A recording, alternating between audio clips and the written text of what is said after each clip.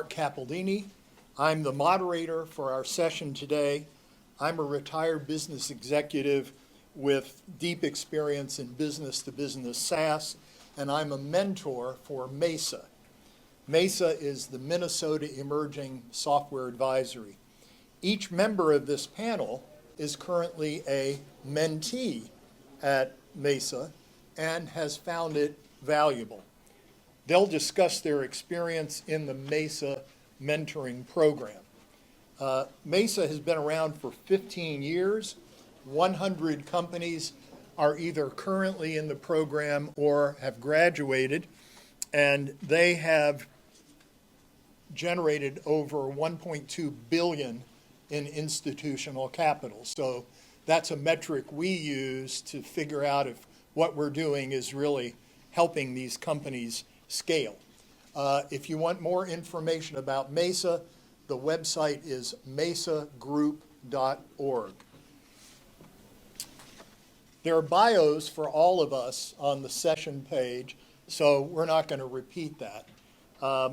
But let's define what a mentor is. A mentor can be a teacher, a coach, a scout leader, a pastor, or anyone who has provided useful guidance to us. In the business context, we define a mentor as someone who provides unvarnished, straight guidance and feedback. He or she typically has relevant sector experience and is motivated by a pure desire to see the entrepreneur succeed. I'm going to ask each of our panelists to give you a 10-second introduction. Again, lots more detail on the session page. Michael? There we go. Afternoon, everybody. My name is Michael Petersen. I am the founder of a company called Raise a Hood, and in the automotive tech sector. Before that, I spent almost 20 years in tech, and prior to that, I was actually engineering cars at Ford Motor Company. Hey everyone, Nick Gawreluk. I'm the founder of a software company called Print Profit, and we've created a profitability software that helps printing companies get more money. My name is Daniel Metcalf. I'm a multi-time entrepreneur, cybersecurity expert, and an AI evangelist. I am the co-founder of CyberFin, and we are on a mission to eliminate cybercrime and regulation fines in the insurance industry. So we're going to plunge right into the questions that are listed on the session description, and then we'll leave time at the end for your questions. So the first one is, why consider having a mentor? It's a good question. First of all, I apologize for being slightly overdressed here. I was at a celebration of life right before I came, and I think it's always kind of a blunt reminder to treat every day like it's your last, because we all start and end in the same place. I think it's important to have a mentor for a variety of reasons. One is that if you're going to start a business, the odds are stacked against you. Put every favorable advantage that you possibly can in your camp. If you wanted to go to grad school at MIT and get your doctorate or your PhD or your master's, it's about a 10% acceptance rate and about a 98% completion rate. You got a 1 in 10 chance. That's pretty good. If you go start a business and a startup, and you say, hey, I'm going to bring this thing to fruition, the probability of you having a major liquidity event, long-term success, is 2%. And so it means that you have a 5 times greater probability of being accepted to MIT for graduate work than to have a successful business.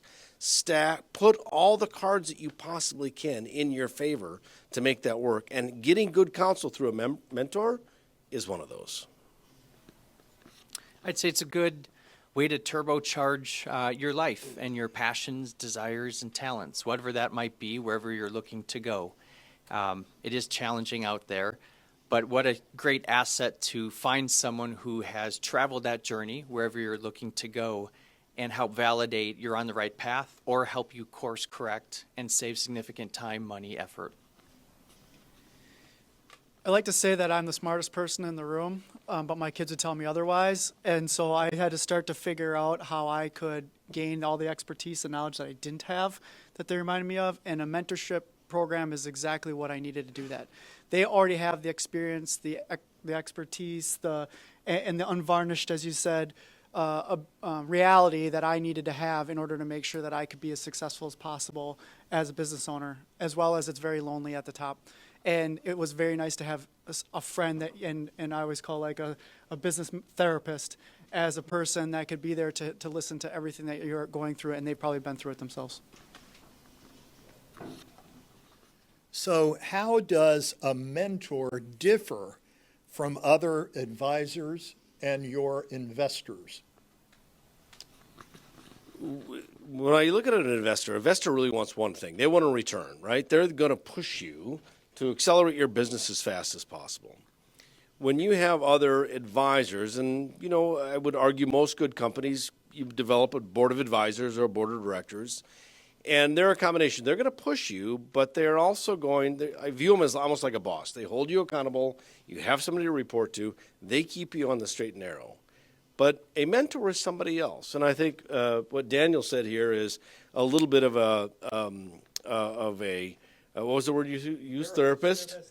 They are kind of 50% therapist once in a while, but in a good way, because it's a very open relationship. They don't have any skin in the game.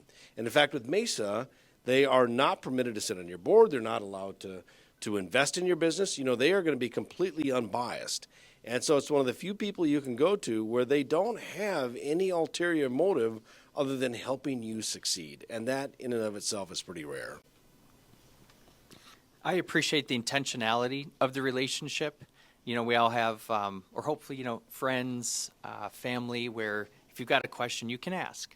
But a mentorship seems very intentional, saying, hey, there's a commitment to support in whatever form or fashion.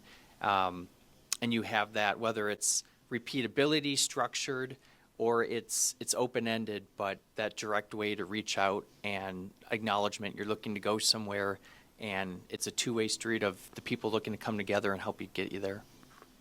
And I'll just reiterate, it's the intrinsic value that they get out of it, right? So we get something out of it, but they also get an intrinsic value. That's the difference between a mentorship and my advisory board, where that just the giving back, the feeling like they're going to be a part of something, and that they could be shaping something that helps them on what they're wanting to get out of the relationship. That's kind of the difference, other than it being always transactional or transactional in some way. That intrinsic value is really powerful, especially because it gives you a lens. Again, back to that lens. It gives you that lens of something more unique than what are we doing to push Daniel and his team to make me more money or make me more popular or whatever it might look like. It's a good one. That phrase, giving back, I know motivates a lot of the Mesa mentors. Our mission is to try to grow the software sector and share some of the experience and expertise that we've experienced and help the next generation. What should you look for in a mentor or in a mentoring program? I'm going to let one of you guys start here. You want me to start? You'll go the other way. What I think you should look for somebody with either a contrarian view or a gap in in your knowledge base, not just a yes person. You're going in the right direction. That was a valuable part about when. Luckily for me, the mentors sort of chose me, so the other way around, so it's a little unique. But I liked it because they had a complete opposite view of what I had experience in, and more from that corporate world, and saying, look, you don't, as a multi-startup person, we have to start giving you that, if you want to get to the certain size, have that different view. So I really like that, that contrarian view or something different than what I already had experience in, and then also someone who's willing to push you but not give you the answers to the test, right? Someone who can motivate you but not necessarily tell you what to do. That is also a relationship that you should look for in a mentor. In addition to that, you want to have at least a direction or objective of where you're looking to go, and ensuring that person or resource has gone the distance and achieved that, ideally, because that well aligns with, okay, I know I want to get here, this person has done that, but then that's, to me, one half of the equation, and the other half is it the right person to give that unsolicited advice and really be the right sparring partner? And I would just maybe build on what Nick said here, is I was building a SaaS business. I'd never built a SaaS business before. I knew there was more that I didn't know than what I did know. My mentor had built and sold SaaS businesses. And so it was really important is he helped me kind of look around the corner a little bit and see the things and be cognizant of the things that probably were not on my radar. So he brought the experience to the table where I was maybe a little bit shallow. I think the assumption often is that a mentor will be directive. You should do this or do that. I think the MESA model is more, let's ask good questions and help guide the entrepreneur to some better answers. It's never perfect, but learning is very much part of a good mentor-mentee relationship. What's an example of your mentor's impact on your decision making? I'm going to answer it slightly differently, but I hope it answers the question here, Mark. I meet with my mentor once a month, and it was good, and it was a good, healthy relationship. But I realized that we were spending so much time bringing him up to speed that we didn't have as much interaction going on. I wanted to get more out of him. And so to do that, we actually changed our relationship a bit. And so now my mentor actually sits or audits our board meetings. So he actually sits on the full board meeting. So he gets a full flavor of everything that's being said, how I'm presenting it back to my board. So then when we sit down, we can actually have a more holistic conversation and spend more time in sort of the deep side of it as opposed to just the update side of it. So an observer rather than a board member. He is not a board member. I don't think he's ever even said anything during a board meeting. The board totally supports him, but he is an outside observer. And then when we sit down for our sessions, our meetings, he's fully versed in what's going on. So it just took it to a new level. I'd say it's shaped my decision-making. Being a small startup founder, if I had a business card, it wouldn't say founder, it'd probably say firefighter. So every day I'm solving challenges, and George has really pushed me to expand my creative thinking and problem solving and the way I think and approach and make those day-to-day decisions in a world of a lot of unknown and ambiguity. So that's been supportive. And to the points here, it's not George telling me, but it's the way he's crafting his questions and have you thought about this angle or this approach for me to come to what I feel is the right conclusion. I've always been big into ready, fire, aim, and as I've grown, having the mentors be able to slow down and give me options before deciding and actually putting a little bit of aim in there over time, that has been a significant way that they've changed my decision making, and it's more of deciding for the future, not necessarily what's going on at today. That's been the most impactful. That they can start to say, well, you're about to get to stage that looks like this. Here's the options that you can go through. Here's the decisions you're going to have to make. We're not going to make it for you, but I want to help you with that analysis. I want to help you, like, if we want to go this way versus going to that way. And I'm lucky that I have the ability then to slow down, really make a decision rather than just making a decision and dealing with the consequences afterwards. Ready, fire, aim. That's a good one. Well, and I might just, if it's okay to build on that point, is that we all have this problem right now where we don't look far enough down the road, right? You're thinking about stuff a week away, 2 weeks away, use the word firefighter, right? And when you're a founder, you are chief, CEO and bottle washer, and everything else in between. And so your day is incredibly full.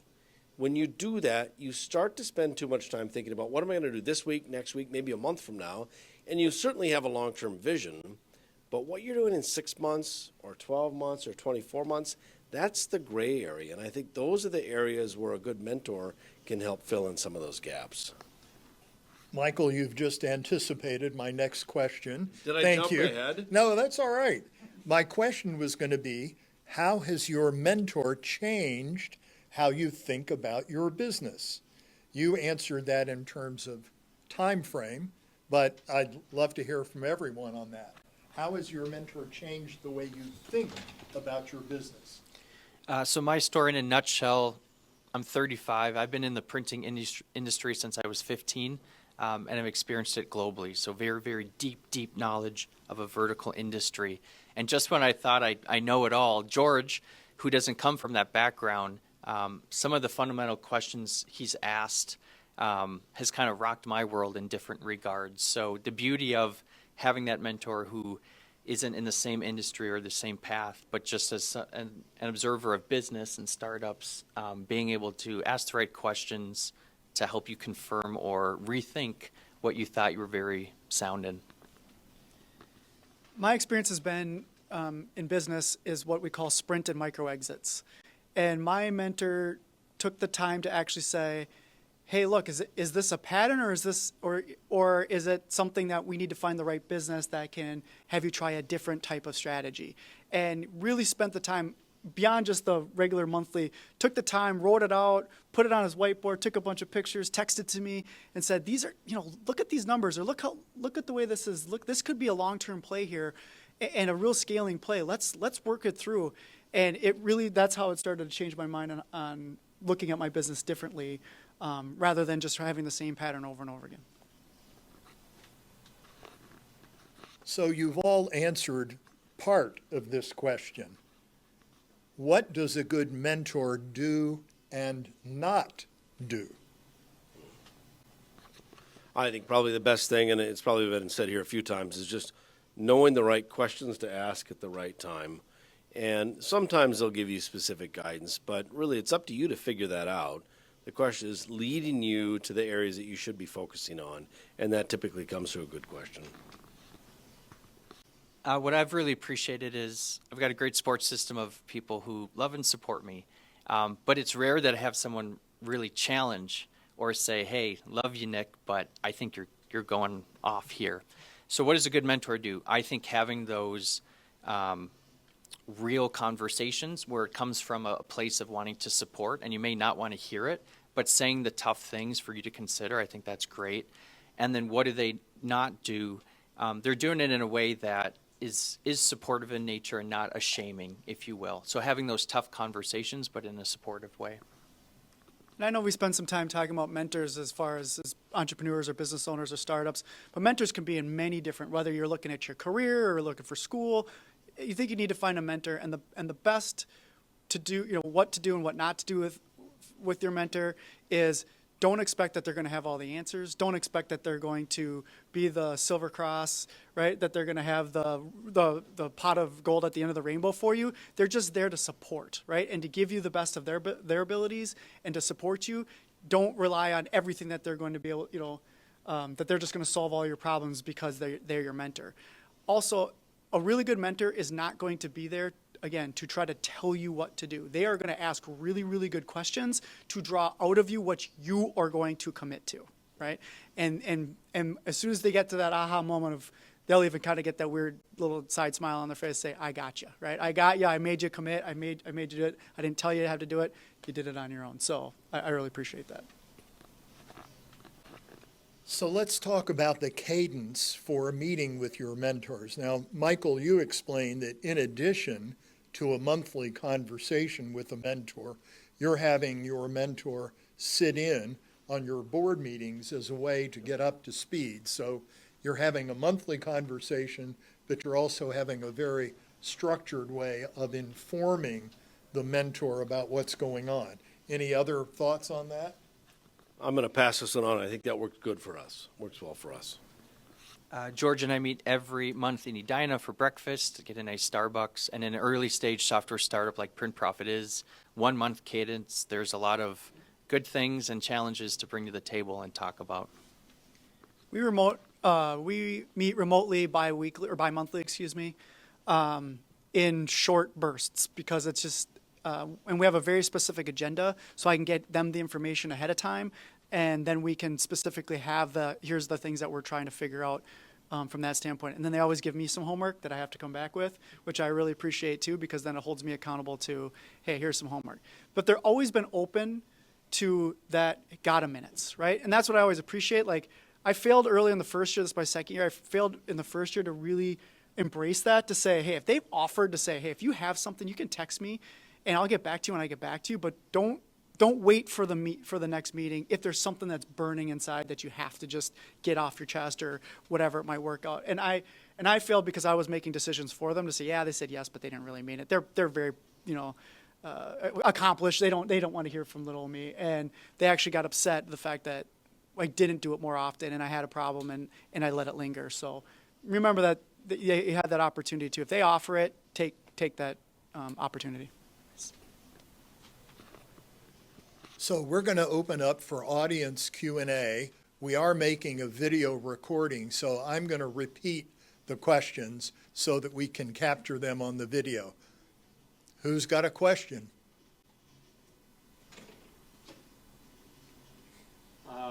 What motivates your mentor? Like, is it I assume it's not necessarily a paid relationship, but maybe it is. But like, is it a paid forward, a goodness of their heart thing, or what motivates them? What do they have? Well, I'll try to answer that as a mentor. Our mentors at Mesa are volunteers. Okay. So it's all about giving back to the software and software-centric business community in an attempt to grow it, because almost all of our mentors have had some success there and see it as a way of giving back. But I'll turn it over to these guys. I do have a thought on this, because when you are a founder and with a young company, there's a lot of people that are trying to, if you're going to be successful, people look at it and you go, I want a piece of that, right? And so there's a lot of accelerators and other systems out there that are looking for their 5%, 7%, whatever it may be. I generally come at a lot of conversations going, this is it's not always a win-win, right? And so I know there's a lot of companies out there trying to take advantage of maybe startups that aren't as fully knowledgeable. The first time that I met Mesa, I assumed it was too good to be true. I assumed that there was something up their sleeve, and I was going to turn it down because, at the bottom in the fine print was, and for 7% of your company, we'll do a really good job for you. And so I came in with really a negative view. And so I kept poking around the edges trying to find the holes in this, and there weren't any. I mean, it was just a really good organization. And the one thing Mark said, and I just want to put a point on this. To date, I think you have been part of $1.4 billion of $1.2 billion in valuations, and the success rate of people that go into Mesa versus going out, is it 70% plus or minus, something like that? That was a quote I heard a year or two ago. Like, there are VCs out there that wish they had the same success as Mesa, and so I just took it as a very high compliment that Mesa was able to take us under their wing, but they are doing it for all the right reasons, and you don't find many organizations like that, Joe. I've had a few opportunities to mentor myself, and as long as it's done under the goodness to support, what a beautiful thing. And there are some times I'll say, yeah, what is he getting out of this? Am I really? But when you're on the other side yourself, what you're able to reflect and pour back in is just a really effective thing. And my mentor came back to me not that long ago and said, we were having a conversation about what you were dealing with. I actually was dealing with it myself, and I was actually using it as a way to help myself in whatever I was dealing with too, right? So not only is it the give back, whatnot, but they do get something up because it keeps them in touch. It keeps them thinking about things or getting from another perspective, right? That's also part of the intrinsic value. Anybody else? Yes. So with Mesa, there's all these volunteers that are mentoring, and people come in. Do they pitch to mentors, or do they apply looking for a particular type of mentor? So you can see all the details on the website, mesagroup.org, but in short, you fill out a very simple application. There's an initial telephone interview between one of our mentors and the entrepreneur to say, here's the way we operate. Does this sound like a good fit?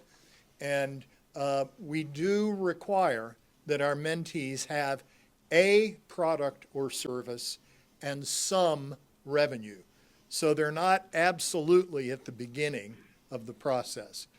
If they do, and that first interview goes well, then they do a virtual presentation to about 20 of our mentors. And after the short presentation, there's Q&A, and then the mentors vote on whether or not that company should be brought into the program, told not quite yet, here's some things to work on, or no, we don't see a fit.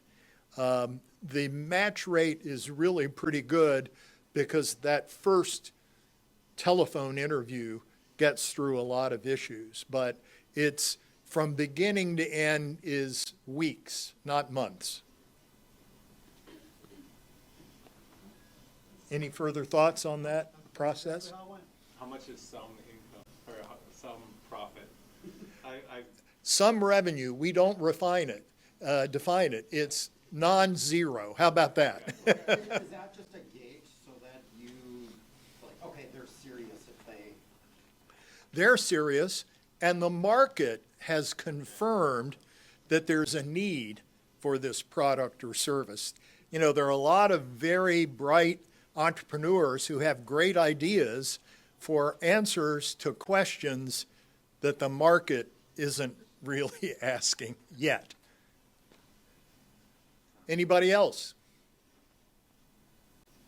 How did Mesa start? How did you guys, I don't know much. I had never heard of Mesa until just now, and looking at your website. It seems like a great idea. I was just kind of curious your genesis story. I'm sorry, I couldn't hear. Curious how Mesa started and kind of your background. It started 15 years ago by a fellow named Jim Moore and several other software entrepreneurs who saw the software sector in Minnesota declining. We had some very big companies for a while that were then merged or went out of business, and they said, you know, there's a lot of potential here. Let's figure out how we can give back to the software sector, and they came up with simple rules.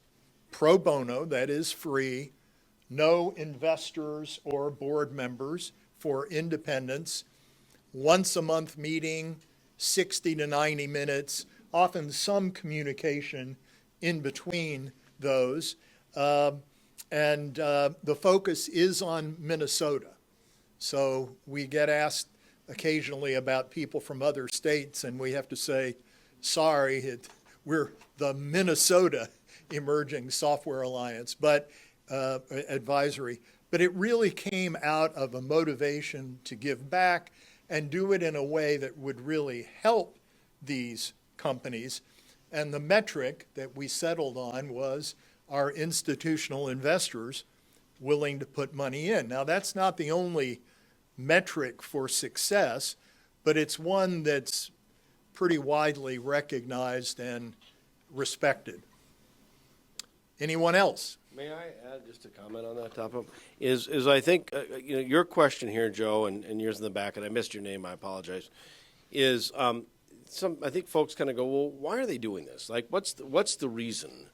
And if you look at a lot of people who are highly successful, and I don't just mean in net worth, but in terms of just, are they content, right? Have they achieved self-actualization or whatever the right word may be? I think there's a great way to look at your career, which is 3 stages. The first stage is get educated, right? Get smart. And we all train our kids to do this, and we all probably work pretty hard in school. The second is make an impact, right? Go out and make some money, change the world, build something. It's incredibly important. The third stage, Joe, is give back. And that giving back can take on a variety of different ways. And I just find that if you go to somebody who's highly accomplished, they're likely retired, and you just say, hey, Susan, I'm having a problem with this, or I'm thinking about this. Would you mind sitting down with me and just giving your perspective? They'll say yes 99% of the time. And really, I think that's kind of the foundation of Mesa, if I'm not putting words into your mouth, Mark. Any further comments there? No, you hit it right on the head. That was great. Yes. What's the life cycle of a mentorship? What's the life cycle of a mentorship? Generally, the mentees are in our program for 2 to 3 years. There are exceptions. There are some that fold up their tents because the business just didn't make it, and there's some that stay in the program longer. It is a decision that the mentee and the mentors reach together. Sometimes if there is really success in an A or B funding round, and there's a board of directors, and those directors have certain expectations, that's a convenient time to make the transition out. But there's no hard and fast rule. If I had to pick a number, it would be 2 to 3 years. Yes? Just for a little bit of clarity, you mentioned about some revenue, and then you also mentioned about VC angel funding as a standard as well. Either one of those is in play. So if I'm pre-revenue for 3 years, but have VC funding. No, we're looking for revenue. And in today's world, there aren't nearly as many pre-revenue companies getting institutional capital. There was a good talk about that earlier today by Stephanie Rich from Bread and Butter Ventures. But we try to keep it simple. Some revenue proving that people want to buy this thing, and customers, not just people who have taken it and said they'll try it out for free. Any further thoughts on that, guys? Any more questions? Yes, sir. When is someone ready for a mentorship? What does what? When is an entrepreneur prepared to take a mentorship into consideration? Again, it's, individual choice. In the process that we go through, we say, tell us about the product or service you've completed.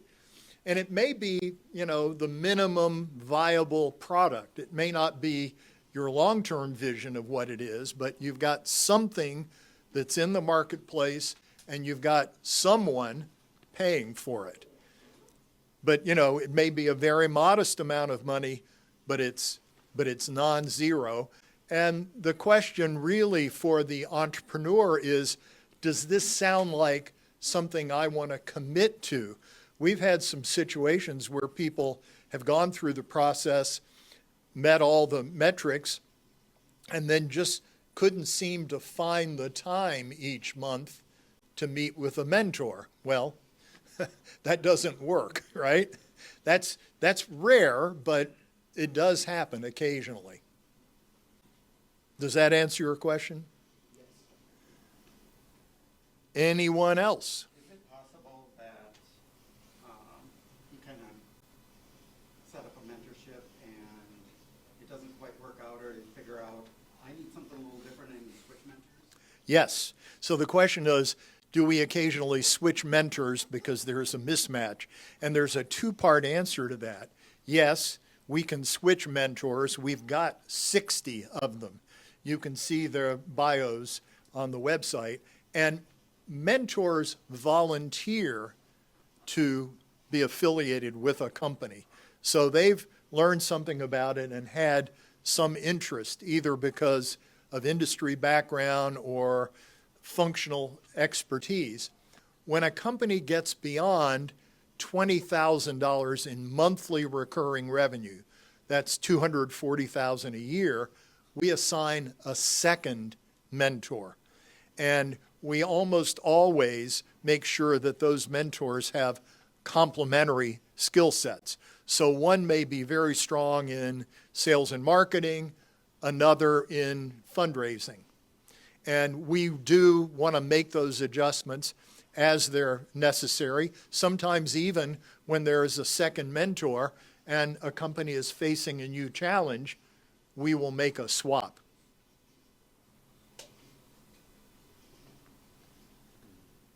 Any more?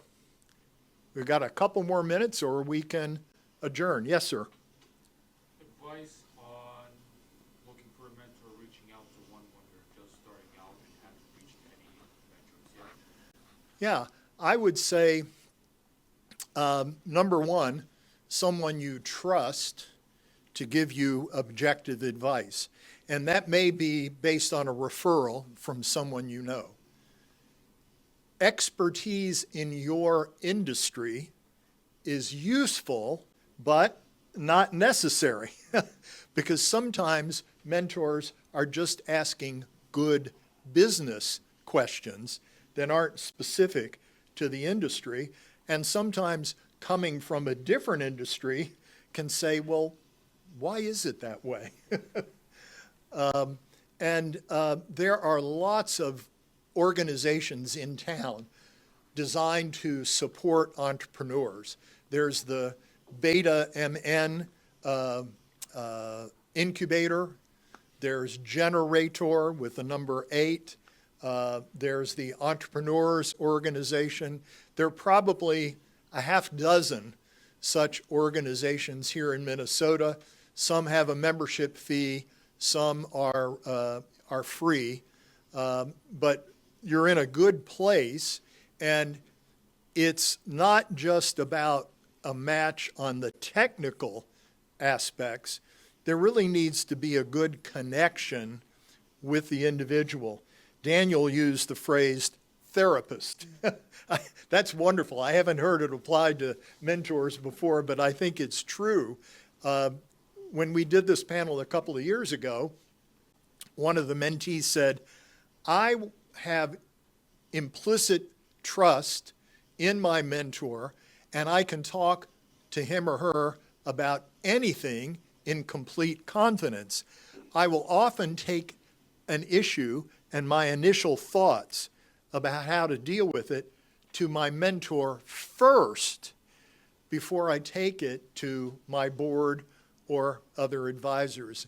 And again, you've got to have a strong personal relationship there. And unfortunately, there's no way to know that in advance other than to use some shared connections. And you're going to find seeking a mentor is going to be more difficult than just seeking. You're going to find that seeking a mentor is more difficult than just saying, I don't have all the answers and I want to go out into the community and find people that I can just ask questions to, get to know, start to better understand, and then a mentor will show up, right? That's how Mesa ended up in my lap, was not because I was seeking out for a mentor. I had been going to some networking groups. You know, there's a little thing called Meetup. I don't know if they still have that or not, but I was going to these meetups and someone just said, hey, these questions that you're asking, I think you need, an advisory. I'm